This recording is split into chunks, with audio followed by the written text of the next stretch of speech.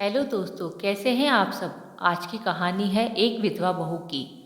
सुबह सुबह bus stand पर डरी सहमी सफ़ेद साड़ी में लिपटी शून्य में ताकती दिया पर हर आने जाने वाले की निगाह ठहर रही थी। ठहरे भी क्यों न, उसके चेहरे की पीली आभा और हाथों में लगी मेहंदी उसकी इस सफ़ेद साड़ी से मैच जो नहीं कर रही थी। तभी वहाँ से एक चाय वाला चाय लेकर निकला, जिससे उसका थोड़ा चित्त भंग हुआ। पर थोड़ी ही देर में एक बार फिर से वो शून्य में ताकने लगी। इन 2 दिनों में ही उसकी जिंदगी क्या से क्या हो गई थी। 2 दिन पहले वो दुनिया की सबसे खुश नसीब लड़की थी, अपने मम्मी पापा की लाडली बेटी, जिसकी शादी उसके पसंद के लड़के विनय से हो रही थी। कितनी खुश थी वो, उसके चारों तरफ खुशियाँ ही खुशियाँ थी। विदाई में सभी लड़कियां दुखी हो ही जाती है। दुख तो उसे भी था अपने मम्मी पापा से बिछड़ने का, पर विनय से शादी की उसे इतनी खुशी थी कि उसे पता ही नहीं चल रहा था कि ये आंसू खुशी से बह रहे हैं या जुदाई के। उसके माँ बाप नाते रिश्तेदारों ने उसे हमेशा खुश और सौभाग्यवती रहने के आशीर्वाद के साथ भीगी पलकों से विदा किया। पर किसी को क्या पता था कि मेरा सौभाग्य बस कुछ घंटों का है। वो कार में विनय के बगल में बैठी, उसके साथ भावी जीवन के ख्यालों में खोई अपने जीवन की शुरुआत की आंखों से सपने देख रही थी कि एक धमाके के साथ वो बेहोश हो गई। और जब होश आया तो उसकी जिंदगी बदल गई थी। उस कार एक्सीडेंट में वो तो बच गई, पर उसने अपने पति को खो दिया। वो कुछ घंटों की सुहागन बनकर अब विनय की विधवा बन चुकी थी। ससुराल में उसका स्वागत ढोल नगाड़ों से नहीं, बल्कि गगनभेदी चित्कारों के बीच हुआ। एक दिन पहले जो उसे शगुन की चूड़ियां पहनाई गई थी, उन्हें सभी ने मिलकर बड़ी बेरहमी से तोड़ दी थी। मंगल गीतों की जगह उसे अभागिन, उल्टा, कुलक्ष्मी जैसी उपाधियों से नवाजते हुए सभी ये भी भूल गए थे कि जिस कार का एक्सीडेंट हुआ उसमें वो भी थी और चोटें उसे भी आई है। बस मौत ही तो नहीं आई थी उसे, पर मन पर लगे जख्मों से जिंदा लाश तो वो भी बन गई थी। इस हादसे की खबर उसके माँ बाप तक भी पहुंची थी। बेचारे अपनी फूल सी बेटी पर हुए इस वज्रपात को सुन दौड़े दौड़े आए थे। अपनी राजकुमारी की हालत देखकर माँ बाप का कलेजा मुंह को आ गया था। बड़े ही दयनीय स्वर में उन्होंने अपनी बेटी को अपने साथ ले जाने की बात रखी थी विनय के पिता के सामने, जिसे सुनकर विनय की माँ अपना आपा खोते हुए चिल्लाई, तुम्हें शर्म नहीं आ रही ऐसी बात करते हुए। अभी मेरे बेटे की चिता की आग ठंडी भी नहीं हुई और आप उसे यहाँ से ले जाने की बात कर रहे हैं। आपकी अभागी बेटी मेरे बेटे की सुहागन बन उसका साथ न दे सकी, कम से कम विधवा के फर्ज को तो पूरा करने दो। उनकी बात सुनकर दिया के मम्मी पापा कलेजे पर पत्थर रख अपनी बेटी को 13 दिनों के लिए वहीं छोड़कर चले गए। दिया को तो कुछ समझ ही नहीं आ रहा था कि उसके साथ आखिर हुआ क्या रहा है। वो यकीन ही नहीं कर पा रही थी कि एक झटके में उसके जीवन से सारे रंग उड़ गए। कल तक जिसकी हंसी से पापा के घर का आंगन महकता था, आज उसी हंसी से उसका दूर तक कोई नाता नहीं दिख रहा था। यूं ही खुद को एक समझने की कोशिश करते दिया को इस घर में 5 दिन हो गए थे। गृह शुद्धि होने के साथ विनय की अस्थि विसर्जन की प्रक्रिया भी पूरी हो गई थी। घर वालों का रोना धोना थोड़ा कम हो गया था, ज़्यादातर रिश्तेदार भी चले गए थे। अब बस विनय की बड़ी बहन, उनके पति ही बचे थे। उनके बच्चे भी अपने चाचा के साथ जा चुके थे। एक शाम दिया अपने कमरे में, जिसमें आज ही उसके लिए ज़मीन पर बिछौना लगाया गया था, लेटने जा रही थी। तभी उसकी छोटी ननद सुहानी घबराई सी कमरे में दाखिल हुई और आते ही बोली कि भाभी, अभी अम्मा जो दूध आपके लिए लेकर आएगी आप प्लीज उसे पीना मत।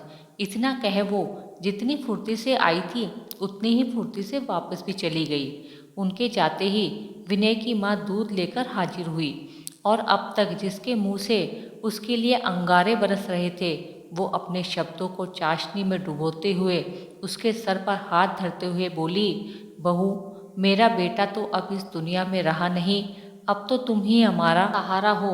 अब जो हुआ उसे हम बदल तो नहीं सकते, पर अब तुम हमारे विनय की अमानत हो, इसलिए अब हम तुम्हारा उसी तरह ख्याल रखेंगे। इन 2-4 दिनों में ही तुम कितनी कमज़ोर हो गई हो। लो ये दूध पी लो, थोड़ी ताकत मिलेगी। दिया ने गिलास पकड़ तो लिया, पर उसके कान में ननद के शब्द गूंजे, भाभी दूध नहीं पीना। उसे कुछ समझ नहीं आ रहा था कि वो क्या करे, तो उसने बहाना बनाया, मैं अभी पी लूँगी थोड़ी देर में, अभी मैं वॉशरूम होकर आती हूँ। ठीक है, पर पी जरूर लेना, कहते हुए वो वहाँ से चली गई। दिया कभी दूध को तो कभी कमरे के दरवाजे को देख रही थी। तभी थोड़ी ही देर में छोटी ननद सुहानी एक बार फिर से हाजिर हुई।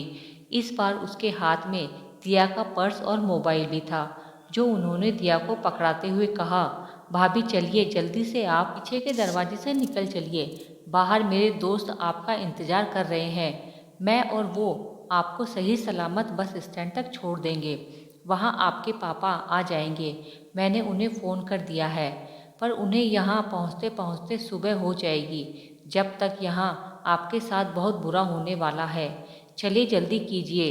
दिया कुछ समझती उससे पहले ही बाहर से विनय की माँ की आवाज़ सुनाई दी। तभी सुहानी ने उसके मोबाइल का रिकॉर्डर चालू कर उसे पकड़ा दिया।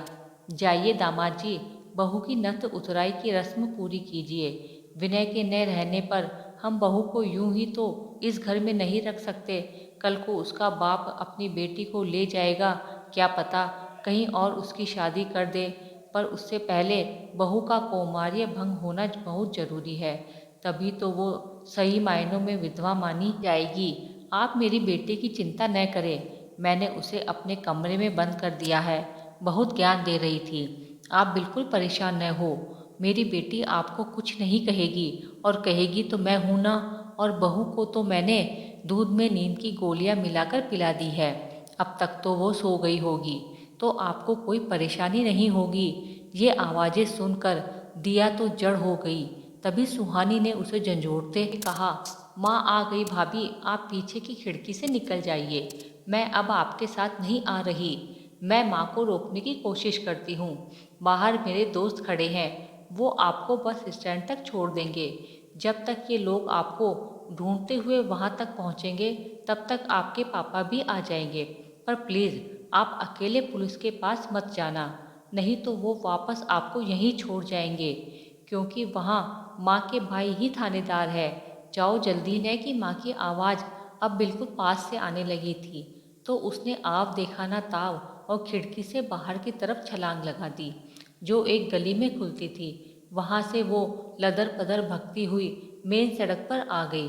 वहाँ सुहानी के दोस्त खड़े तो थे, पर तभी उसे एक टैक्सी आती दिखाई दी। उसे सुहानी के दोस्तों के साथ जाने से ज़्यादा एक टैक्सी में जाना लगा, तो उसने वही पकड़ी और यहाँ आ गई। तभी दिया को अपने सर पर पापा का प्यार भरा स्पर्श महसूस हुआ। उसने नजरें उठाकर देखा तो वही थे। अब तक डरी सहमी सी दिया उनसे लिपटकर अपने को बिल्कुल सुरक्षित महसूस कर रही थी। थोड़ी ही देर में बाप और बेटी दोनों वो फ़ोन लेकर पुलिस स्टेशन की तरफ चल दिए, उस औरत को जेल के सलाखों के पीछे पहुंचाने, जो एक औरत के नाम पर कलंक थी। दोस्तों, ये कहानी काल्पनिक है, पर बहुत सारी ऐसी प्रथाएं हैं जो हमारे समाज में व्याप्त है और होता भी है। तो दोस्तों, ये थी हमारी आज की कहानी।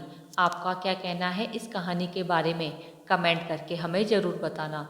वीडियो को लाइक कर दीजिए और इसी तरह की कहानियाँ लगातार देखने के लिए चैनल को सब्सक्राइब करके घंटी को दबाकर ऑल पर सेट कर लीजिए, ताकि आने वाली वीडियो का नोटिफिकेशन आपके पास तुरंत पहुँचे।